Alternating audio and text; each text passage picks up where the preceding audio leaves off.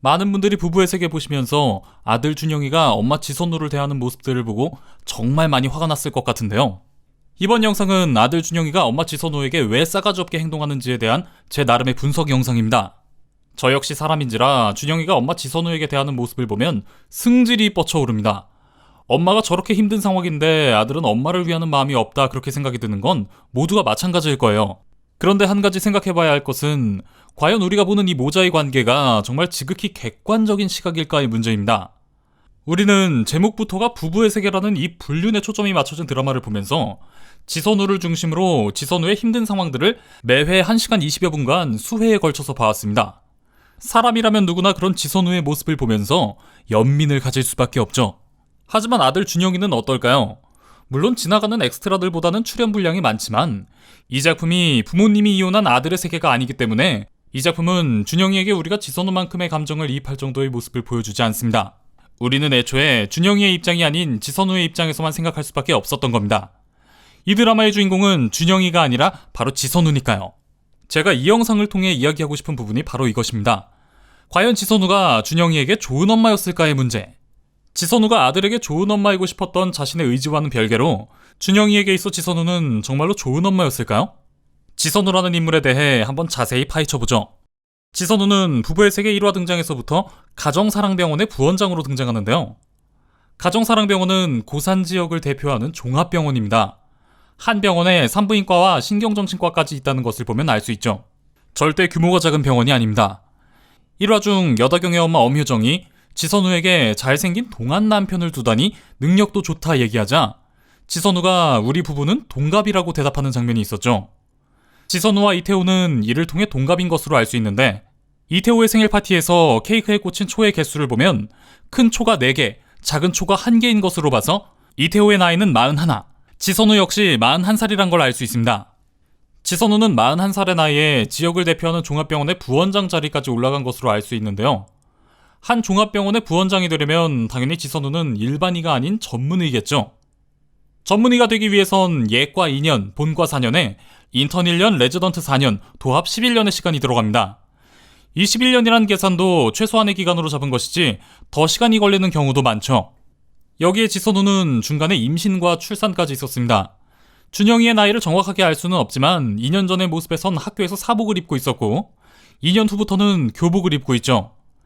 이를 통해 우리는 준영이가 첫 등장할 때 초등학생이었고 2년 후부터는 중학생이란 걸 알 수 있습니다. 현재 14세이거나 15세 둘 중 하나겠죠. 현재 8화 기준 지선우의 나이가 43살, 준영이가 14세 15세 전후니까 지선우는 28살, 한창 레지던트 과정 중에 준영이를 임신했단 걸 알 수 있죠. 준영이의 임신으로 지선우는 쉴 수밖에 없었을 겁니다. 이를 통해 우리는 아무리 빨라도 지선우가 의사가 되기까지 13년은 걸렸단 걸 알 수 있습니다.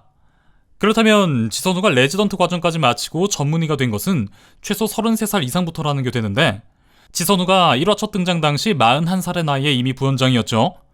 41살의 부원장이 막 되었을 수도 있고 아니면 그보다 더 전에 부원장이 됐을 수도 있습니다. 1화 첫 등장 당시 막 부원장이 되었다고 가정한다면 지선우는 전문의가 되고 8년 만에 지역을 대표하는 종합병원의 부원장이 되었다는 걸 우리는 알 수 있죠. 일반적으로 종합병원 부원장의 나이대가 50대 줄인 걸 생각해봤을 때 이는 상당히 빠른 승진으로 볼 수 있습니다. 최소 천재의사 소리를 듣는 이사장 딸이나 병원장 딸이 아니고서는 불가능에 가까운 인사 발령이라고 할 수 있죠. 더구나 이 작품을 자세히 보신 분들은 아시겠지만 이 고산 지역은 유독 연고주의가 강하다는 걸 알 수 있습니다. 그런 고산 지역에서 어린 나이에 고아가 돼서 빼기 슬림한무한 외지인 여성이 8년 만에 지역을 대표하는 종합병원의 부원장 자리까지 가는 게 쉬운 일일까요? 남편 이태호가 이 지역 토박이라고는 하지만 1화에서 무시당하는 장면을 봤을 때 별달리 큰 영향력은 없는 걸 알 수 있죠. 오직 지선우는 자신의 능력 하나만으로 그 자리까지 간 겁니다.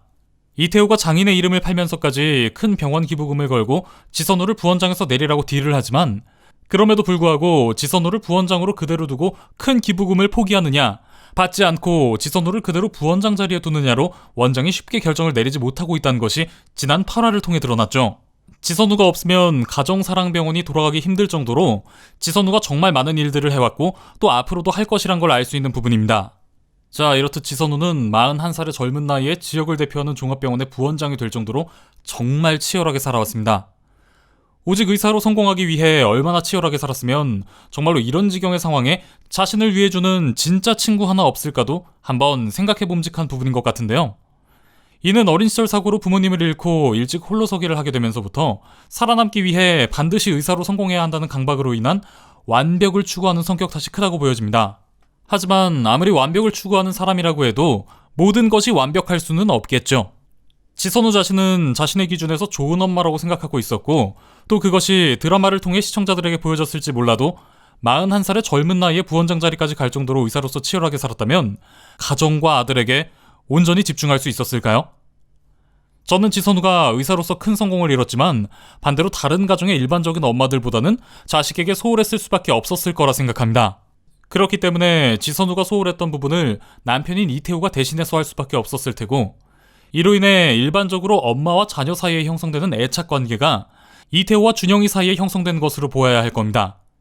보통의 경우 돈을 벌러 나가는 아빠와는 서먹하고 엄마와 깊은 친밀감을 형성하는 다른 아이들과 준영이는 처음부터 정반대의 경우였던 겁니다.